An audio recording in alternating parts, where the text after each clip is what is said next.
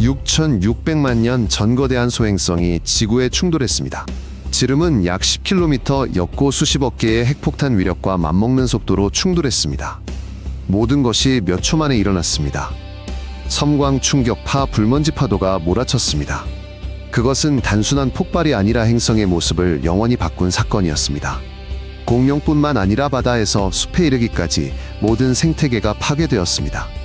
이 충돌의 흔적은 아직도 남아있고 과학자들은 그곳이 멕시코 유카탄 반도였다고 정확히 알고 있습니다.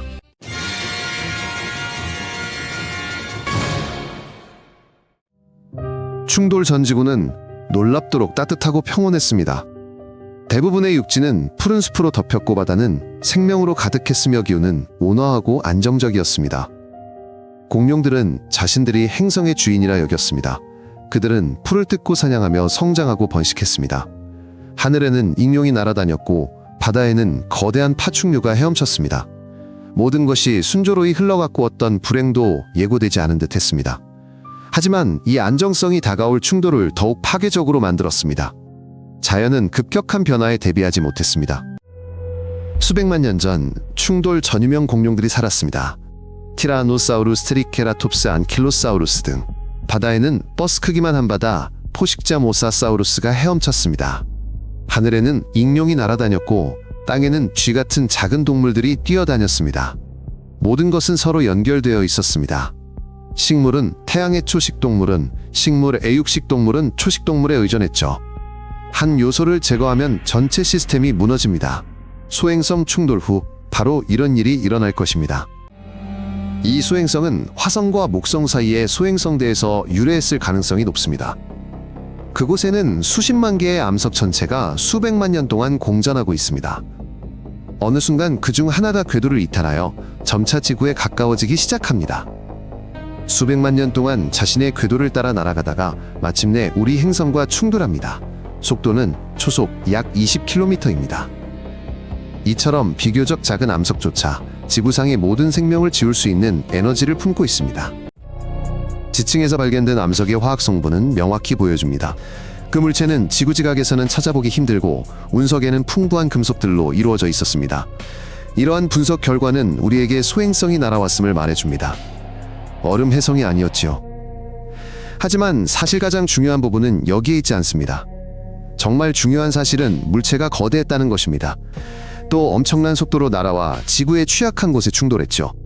이 모든 요소들이 합쳐지면서 결국 전 세계적인 대참사를 불러왔습니다. 소행성이 한 곳에 충돌했습니다. 그곳 지하에는 풍부한 석고와 석회암이 많았습니다. 이 암석들은 증발하면서 황을 대기 중으로 방출합니다. 그 황은 미세한 먼지로 변합니다. 이 먼지는 대기권 높이 올라갑니다. 그리고 햇빛이 지표면에 도달하는 것을 막습니다. 기온은 급격히 떨어집니다. 그 결과 식물의 광합성이 멈춥니다. 이로 인해 단순한 재앙이 아닙니다. 그것은 길고 춥고 치명적인 진정한 기후재앙이 시작됩니다. 거대한 운석이 훗날 멕시코가 될 얕은 해안을 강타했습니다. 땅은 마치 끓어오르듯 부글거렸습니다. 150km가 넘는 거대한 분화구가 곧바로 생겨났습니다. 뜨겁게 달궈진 잔해들이 하늘로 치솟아 사방으로 흩어졌습니다. 주변의 모든 것이 순식간에 불타고 녹아내리며 무너져 내렸습니다. 바닷물도 즉시 끓어오르기 시작했습니다. 수백 킬로미터 반경 내의 모든 생명체는 곧바로 생명을 잃었습니다. 바로 그 시간 거대한 쓰나미가 발생했습니다. 이 파도들은 나중에 다른 대륙들을 덮치게 됩니다. 충돌 지점은 현대 유카탄 반도에 있습니다. 깊은 지하 퇴적층 아래에서 과학자들은 지름이 거의 180km에 달하는 둥근 분화구를 발견했습니다. 그곳에서 유리 구슬 그을음 그을린 암석도 발견되었습니다. 이 모든 것은 충돌의 결과입니다. 나중에 이 입자들은 유럽과 아시아를 포함한 전 세계 다른 지역에서도 발견될 것입니다. 이는 충돌이 지역적이 아니라 전 지구적이었음을 증명합니다. 먼저 강렬하고 눈부신 섬광이 터집니다. 그 다음은 수백 킬로미터 밖에 숨마저 태울 듯한 엄청난 열기가 덮칩니다. 그 뒤로 별똥별 비가 이어집니다. 하늘에서 수백만 개의 뜨거운 돌들이 쏟아져 모든 것을 불태웁니다.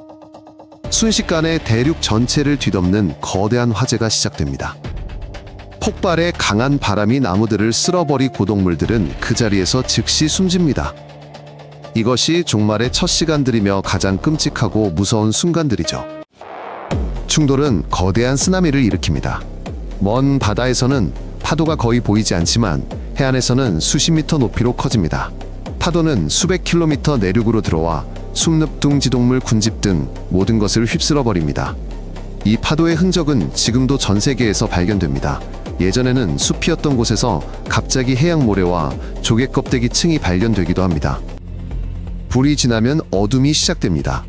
엄청난 양의 그을음과 재가 대기 중으로 올라갑니다. 태양은 희미해지고 식물은 자라지 않으며 기온이 떨어집니다. 바다에서는 플랑크톤이 죽고 육지에서는 모든 식물이 죽습니다.